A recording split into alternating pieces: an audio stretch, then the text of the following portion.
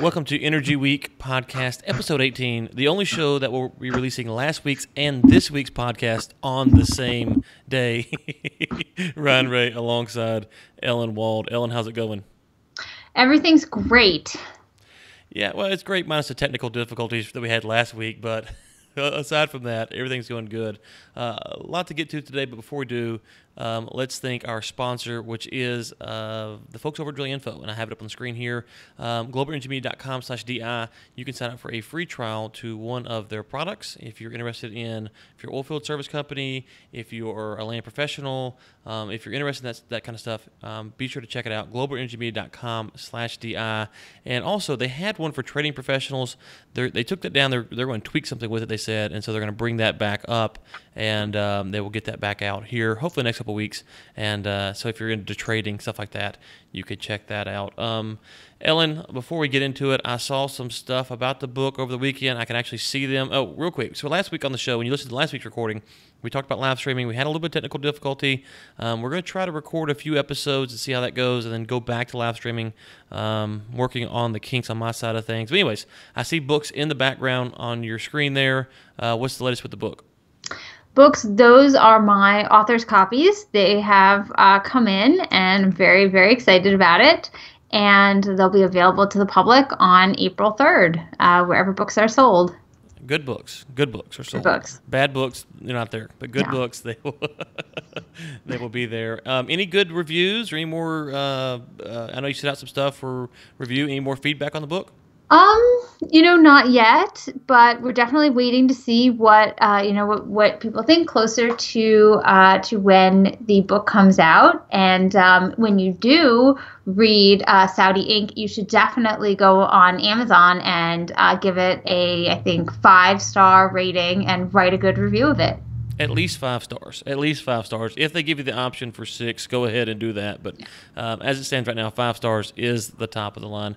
Okay, let's get into some news that kind of broke last week, and there's been a little bit of chatter about it on the internet. And before we kind of get into it, I probably need to say that I do work for Marathon, so I can't really comment on that side of things. I do have some comments on the other side of the deal. But Marathon Oil sold their assets to Total, and for just $450 million. So a little bit of cash involved in the deal. What has been some of your takeaways from this story? Yeah, this was a big story that I think was kind of overlooked in the whole CERAWeek energy news thing that was happening last week. But Marathon Oil sold its stake in Libya to Total.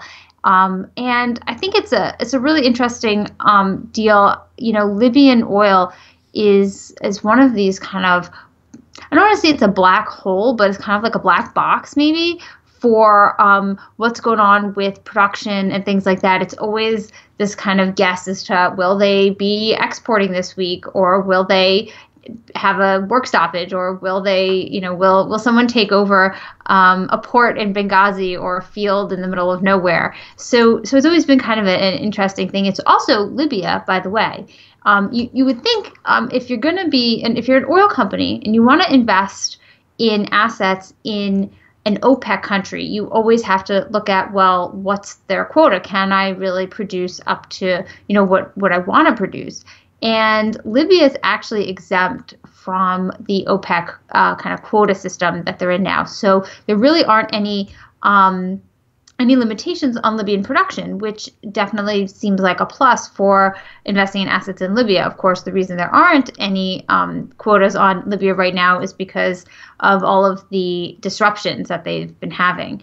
And from the Total side, it definitely seems like part of Total's, they've been kind of on a buying spree, I guess you could say. They've been really interested in Iranian assets. They've done this deal for Iranian gas. I think they'd like to do a deal on Iranian oil, but that's a much more complicated issue. So Total really seems to be into investing in oil and gas assets in difficult places, shall we say, places that are not always so clear, and maybe riskier assets, we could call it.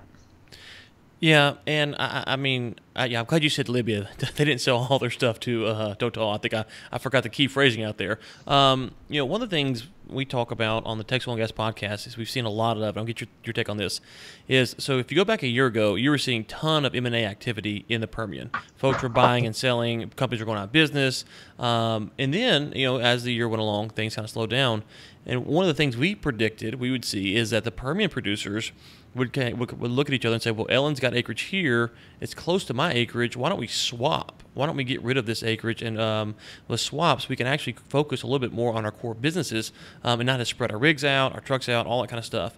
On top of that, we talked about some of these small producers might be willing to sell some of their assets to larger producers like an ExxonMobil or something like that who can do the pipelines and the refining. This kind of seems to fit in that mentality. Obviously, Libya is an extreme of that example, but we have seen more and more of these type of deals where companies are saying, you know what, we kind of had these grand pictures of world domination, but let's just kind of reel things in and let the people who can do this, like a Total, who could handle this type of project, handle it, and let's focus where we are a little bit more better suited, if you will.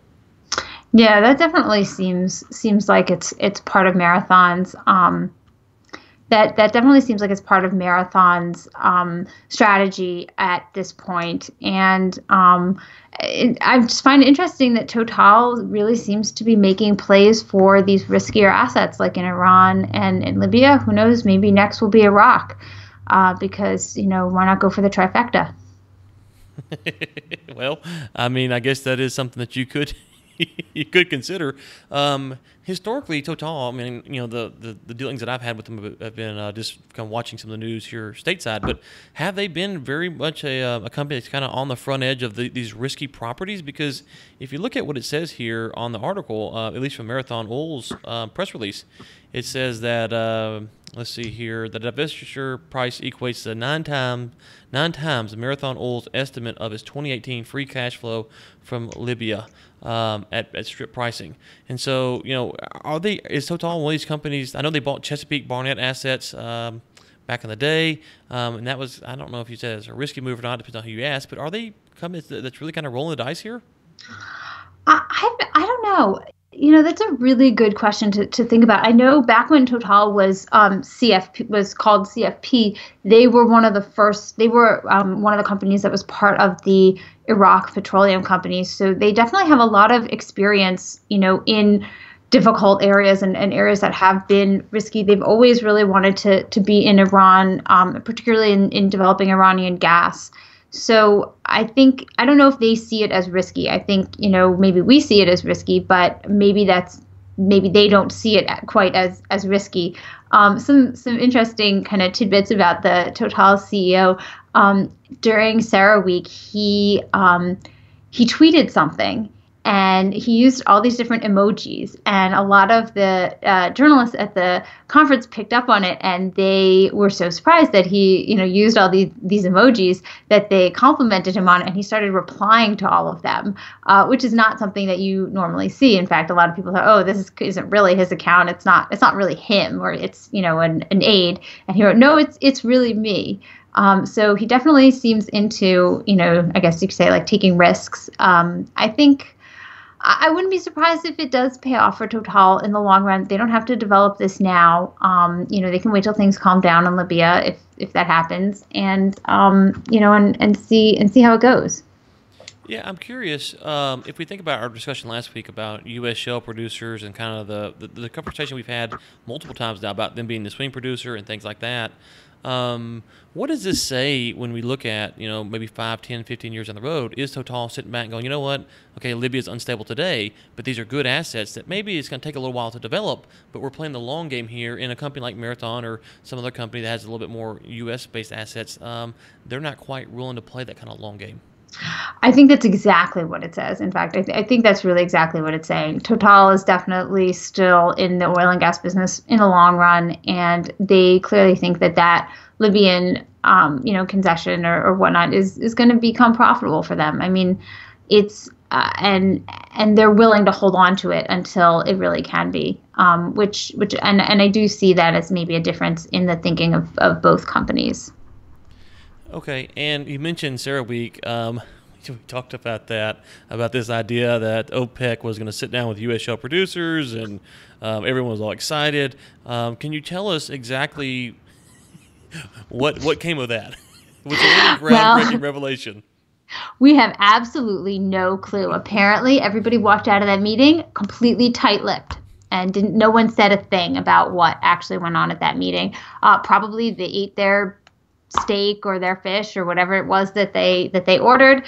They talked a little bit about oil prices or about their kids or about their trips abroad, and probably said some things about I don't know, who knows about where they think things are going, and shook hands and left. I don't think that a lot came out of that meeting.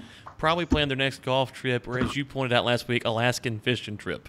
Yes, Alaskan fishing trip, because why go golfing when you could go salmon fishing in Alaska?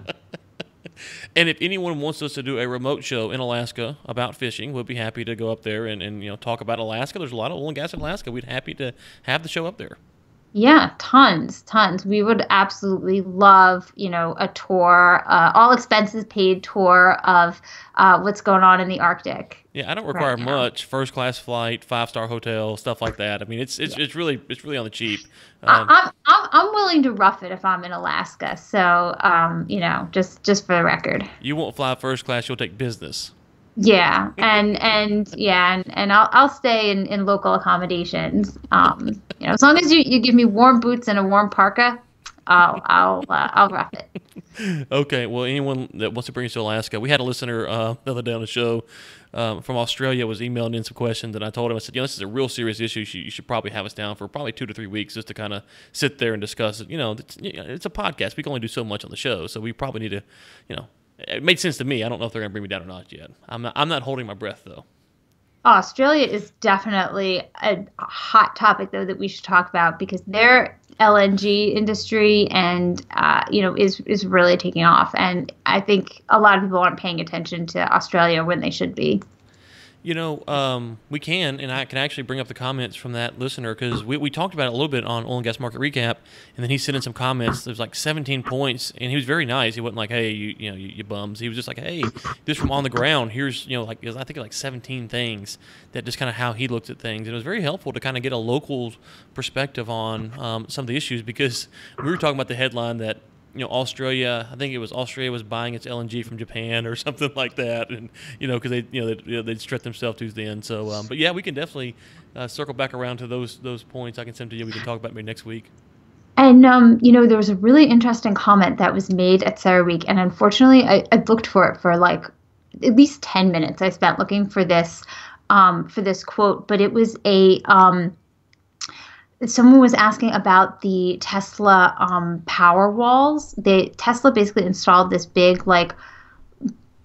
power battery, not a factory, but it's basically like a lot of batteries all together in this. It's not really a plant, right. In southern Alaska. And someone asked one of the Australian officials about it, and he was basically kind of totally poo-pooed it. Like, this is not that big a deal. It's not that big a part of our grid, even though Tesla's been making a huge deal about it. And I looked into it, and it's kind of interesting because the way they're using it is to smooth out blackouts in their normal grid. So it's basically being used just when they're having trouble keeping their grid, keeping everything going. They can kind of use that to fall back on, which is very interesting way of using it. But he really kind of made it seem like it was not that big a deal.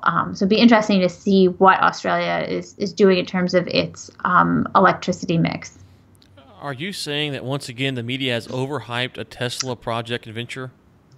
I think they may have.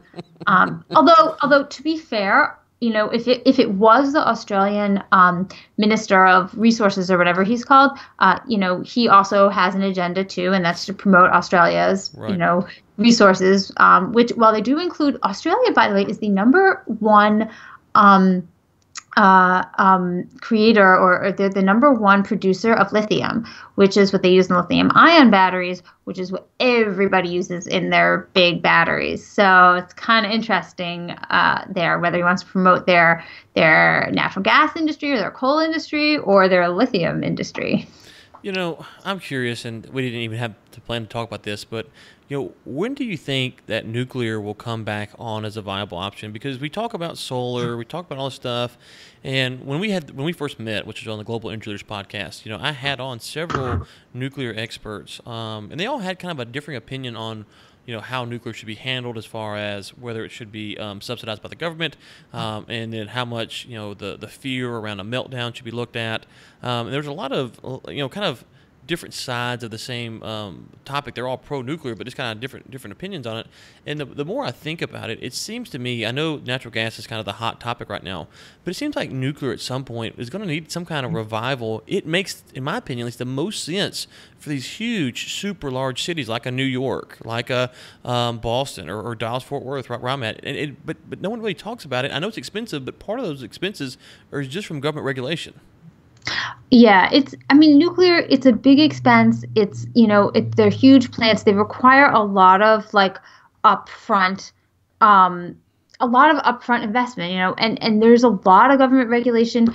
In this case, I feel like better to err on the side of caution, obviously, when you're dealing with nuclear, because we've all seen what can happen in a case of a nuclear meltdown, and it's not pretty. And, we really do need to have those safeguards in check. On the other hand, things can be expedited significantly. If you look at what was going on in Georgia, they wanted to build this nuclear power plant. I lived in Georgia 4 years ago now, I think it was. And they were talking about this nuclear plant when I was there, and whether it would get through, X hurdle or Y hurdle or this or that. And guess what? They're still talking about it. It's still, and this is years later. So I think you can adhere to all the appropriate safety regulations, but things can be sped up significantly. Like, bureaucrats need to stop dragging their feet, get the studies done, review the studies, and just, get moving with things. Stop dragging everything out so long. And that way, if you just speed up the process, you can speed up the process without sacrificing, on safety. I think that for certain areas, nuclear makes a whole lot of sense, like big cities. It doesn't make sense in areas that are prone to earthquakes or tsunamis. I think we can all agree on that. But there are areas where it makes a lot of sense, and I think it's still it should be a much more significant component of the energy mix than it is now. Yeah, I talked to a professor, and I get these interviews mixed up. I think it was a professor from MIT I talked to, and he said that, I think, and don't quote me, go back and listen to the podcast, but something to the effect of, a nuclear power plant could power the city of Boston for 60 years uninterrupted, and you look at that and you go, wow, okay, first off, that's long-term jobs. In the 60-year deal, I'm not a nuclear expert, but that's just the kind of regulation as it is in the U.S. They have to be decommissioned. So I don't know if they could go longer or not, but that's just kind of how it stands. On the Fukushima point, I'm trying to pull it up right here. I'm pretty sure, if I remember correctly, that I got it right here. There's 0 deaths from radiation from that meltdown. 0 deaths. 34 from the evacuation process. And so even with that, the deaths that they had were more from the evacuation than no one was died from killed from the radiation poison. So it's kind of hard to figure out. And as I understand it, by the ocean, like you said, the earthquakes and kind of how they had their system set up was one of those lesson learned. We can't do it anymore. But even then, there wasn't anybody that was killed from the actual meltdown itself. And so you kind of go, well, if we're worried about the radiation aspect of it, and no one has died from that, at least according to this article, how dangerous is it really? And I'm not trying to act like, hey, it's super safe. Let's all go, hang out by radiation. But you see what I'm saying? I think. Yeah. And I was referring more to, I think to what happened in the Soviet Union a long time ago. But yeah, I think there's also the fact of, we don't want the stress, of if you have a nuclear power plant in an area that is prone to earthquakes, do you really want the stress of dealing with that, even if in this instance nothing bad really did end up happening? I think, that can, so it may not be right for that particular area. But say you put it in a place, like I wouldn't put them in, certain places in Iran where they are clearly prone to earthquakes and also are unlikely to follow the really strict safety measures that need to be followed. But Saudi Arabia wants to build nuclear power plants, and it's obvious why that you might think, like, why would Saudi Arabia want to build a nuclear power plant? Don't they have tons of oil? They do have tons of oil, but they want to export it. They don't want to burn it for electricity. Oil is the worst. It's basically, after coal, it's the worst thing you can burn for electricity. They don't want to do it. It's bad. They know it pollutes, and it's bad for the environment.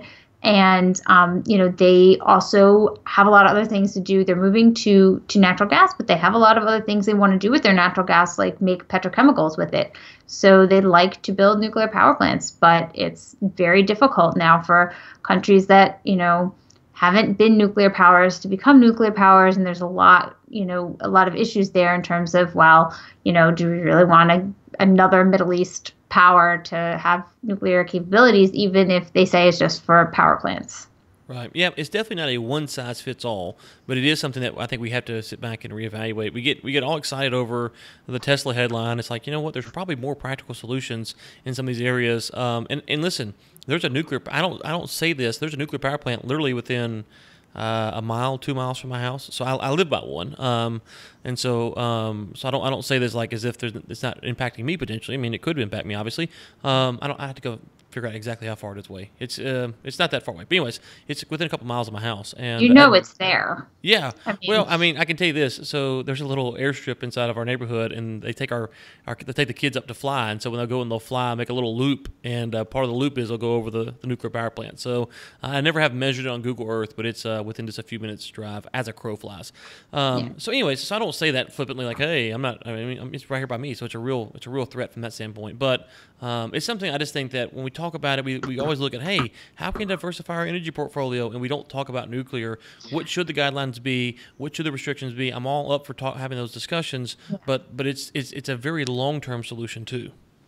I will say one thing about nuclear that I have learned, from that I have learned, which is that one of the issues with nuclear is that you can't ramp it up in times when you need more electricity or less. It's basically a constant.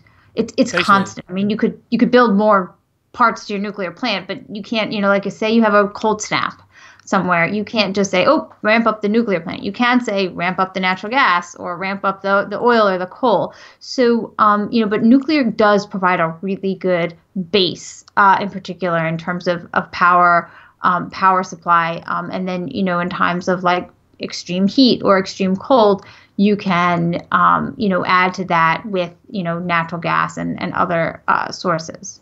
No, and yes, I'm glad you brought that up, because when I'm talking about energy use, I'm usually thinking from the standpoint of the base load. How do we maintain the base load? And then the peaking aspects, we got to handle that a variety of ways. But yeah, from the base load standpoint, obviously, is where we need to start the discussion. And we kind of forget that sometimes, like in Texas, I think wind and solar can make up to 30% of our energy production in a day, or zero, depending on the day.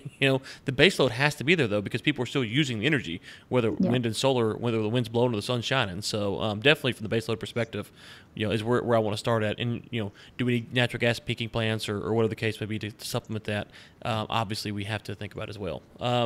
So let's turn to a story that you sent me, and I've seen some rumblings about this, and I was kind of disheartened by this headline because again, on the Texas Oil and Gas podcast, we cover Mexico stuff because of what's going on in the Permian and the Eagle Ford and how it pertains to Mexico. But top candidate, I'm gonna get this name wrong, but I'm gonna try. Andres Manuel Lopez Obrado. I don't know how you say his last name. You got it? Obrador. Okay. It's been a while since I took Spanish. Yeah. So if he wants to come on the show, we'd be happy to have him come on. Oh, absolutely! Invitation is out there, Mr. Lopez Obrador. Yes. We'll call you whatever you want. Plots big shakeup for Mexico's oil industry, and the sub-headline is: the frontrunner in July's presidential election calls for freezing private investment and spending more on refineries. And there were some rumblings about a month or two back, and I can't remember who put out the article, that some of the Mexican people weren't exactly excited about what's been going on with energy reforms, and that there was some chance that this might happen, and it seems that this is where it could go, and I don't know how far this could go, but rolling back the energy reforms, I think, would be devastating to the Mexican economy and the Mexican people who, if we're being completely honest here, if in some parts of where these drilling activities could happen, there's not a lot of jobs, and so you're looking at it going, you got the cartel, or you can go get a job in energy, and we're going to eliminate the energy jobs. And by cartel, you don't mean OPEC. No, not that cartel. Yeah, the other cartel. The other cartel. The narcos cartel.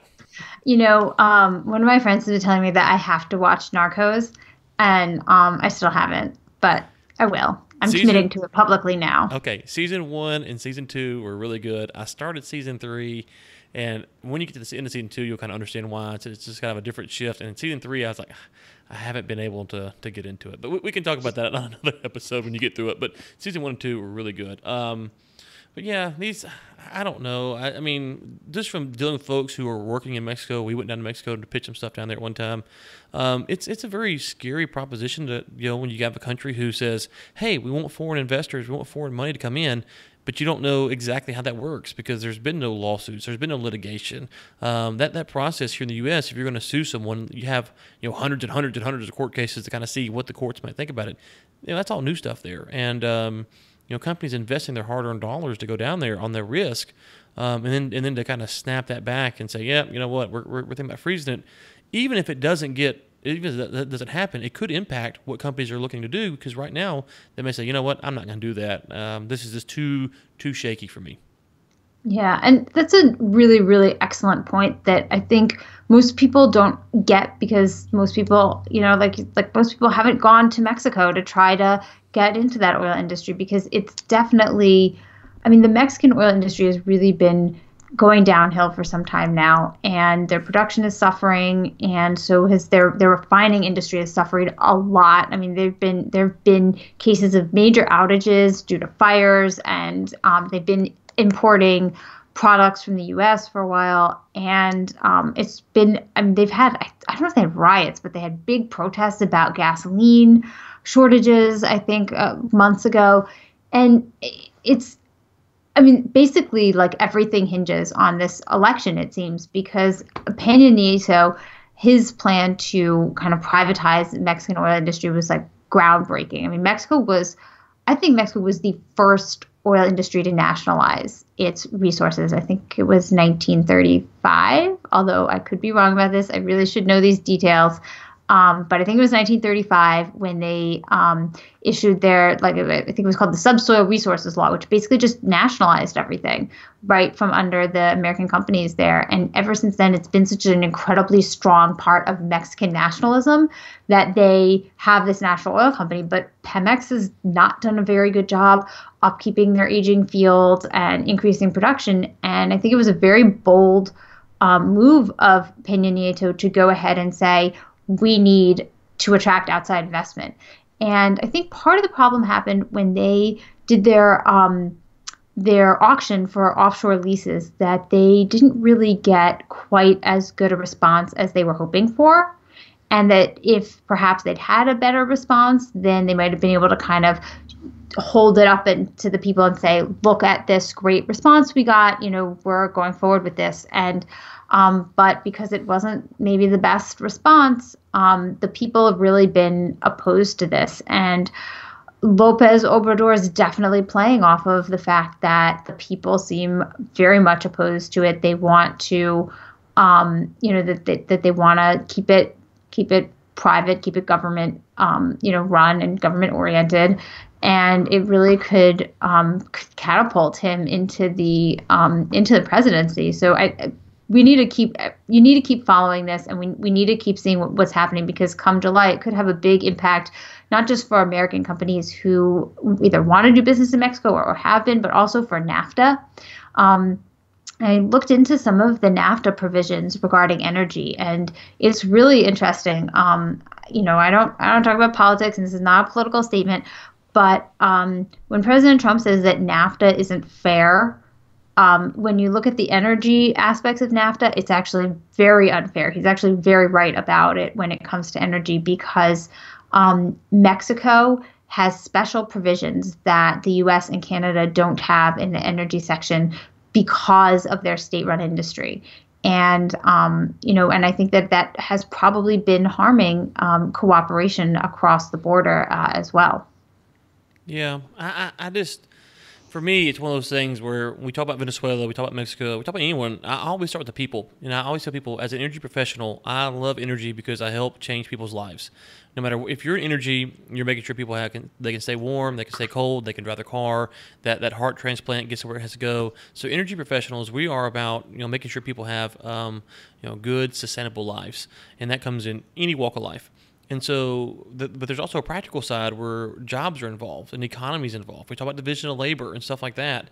And when I look at this, to me, in the article in the Wall Street Journal says, I think it said that that this policy, some critics say, could send him back to the 1970s because he said that he wants to completely halt exports of crude oil, and some other things. It's like I don't understand. It goes back to a few weeks ago. We talked about this New York City lawsuit, and people in Mexico, if they're not energy people, they're not following the energy market. But if someone comes out and starts saying stuff like, "Hey, this is bad for us. This is this is hurting us. We need to stop the export of oil. We need to stop doing all this stuff," and they don't study it. It'd be like some doctor coming out talking about cancer research. I don't know anything about it.